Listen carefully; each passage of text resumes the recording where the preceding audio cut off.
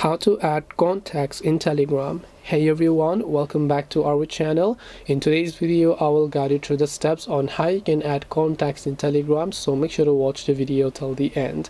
In order to basically add contacts in Telegram, first of all open the Telegram application and log into your account, and after you have done that you're going to be able to see this type of interface where what you need to do is just simply tap the three lines option from the top left and go to this option right here known as contacts.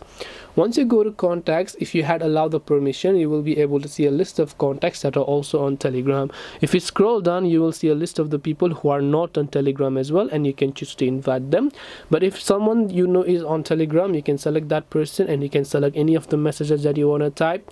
Just hit the send button to send the messages to them, and then you will be able to send them messages. This way you will be able to go ahead and then basically add contacts in Telegram. Hope this video was helpful. If you have got any questions, feel free to leave them down below. Thank you for watching till the end of this tutorial, and see you soon in the next video.